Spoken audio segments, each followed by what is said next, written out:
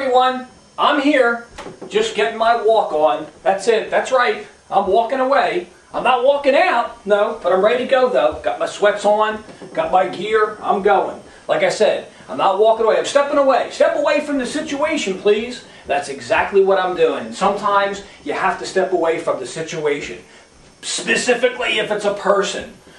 Could be a situation, but quite often it's maybe the people that you hang with. I'm not telling you to walk out, but I'm saying it's better to step away. Hey everyone, I am Joe Fermano. Welcome to today's video blog. It's true. You know, my dad used to tell me, Joseph, if you're lucky, you'll be able to count your friends on one hand and take 2 or 3 away. Meaning if you got 1 or 2 good friends, you're a blessed man.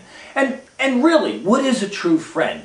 A true friend is, well, someone who accepts you, faults and all, for who you are, but it's the person that listens to you when you really have something to say, and they just listen. And they build you up. They don't tear you down. What they do is they emphasize your strengths, not your weaknesses. Very hard to find lifelong, true friends.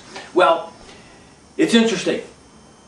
I'm currently reading a book, a fascinating book called Secrets of the World Class by Steve Seibold. And what he talks about, it's a small book but very, very powerful. He talks about the fact that people who work in a level of the world class, the best of the best, are people who, they dream every day, but they act on their dreams every day, but they give freely. They serve freely. Not because, oh, hey, if I give, I'm going to get back. What's in it for me? No, not because of that. Because they believe, they absolutely believe that they're here to make a difference. And the universal law, one of the universal laws of abundance applies to them. That no matter how much you give, no matter how much you do, there's plenty out there to come back to you. Well, in every chapter, he asks a question at the end of the chapter. And this struck me. He says, if you had 30 seconds to live, assuming you have children, if you had 30 seconds to live, what would you say to your children? 30 seconds to live. You're on your deathbed. To your children, the 3 most important things in living a happy life. What would they be? And right away, I stopped and I thought about it. You know what they are? Voice, kindness, laughter. I thought, number 1, I would tell my 3 kids, if I had 30 seconds to live, follow your voice. You know what that is. It's that voice inside of you. It's the thing that you enjoy doing. It's the thing that points you in the direction. We sometimes fight it because of society, but I would say listen to the music inside of you and find a way to find your happiness by doing that, doing things that you really do get a lot out of. Number 2, be kind. Random acts of kindness, be kind and respectful as often and to everybody that you possibly can. And number 3, laugh. Find laughter. A good old-fashioned belly laugh every once in a while is a godsend.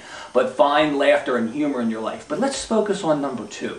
When I talk about kindness and being considerate to people, that's wonderful. But you've got to watch the people that you're around. I used to always say, you are what you're around. Well, recently, a Harvard professor and author and researchist, his name is Nicholas Christakis. He just wrote a book called Connected. The long and the short of his book is, the people, your friends, they influence you. Now look, okay, you know that, especially when you're a kid. Your parents will tell you, hey, you know, we got to watch who my kids are hanging out with because they're going to act like that. Oh, it lasts well into adulthood. What he says in this book, Connected, he talks about, yes, you are who you're around, but whether you know it or not, even if you're different, say you hang out, you have your closest friends or the group or the people that you work with or you're with often, they're different than you. Maybe you're driven and maybe you exercise every day and try to eat right and you're a dreamer and you work toward it and they may not be. Okay, you may not do what they do, but you're not going to reach your peak level because if you're associating with and discussing things with people who aren't in that way, in other words, like I've said before, those who cannot see something for themselves are not going to see it for you. So why would you continue to talk, converse, reach out to people who don't see the world the way you do? And what he talks about is that we are all connected. Our networks, our are the people that are around us. If everybody is, that everybody you know is going on and they're doing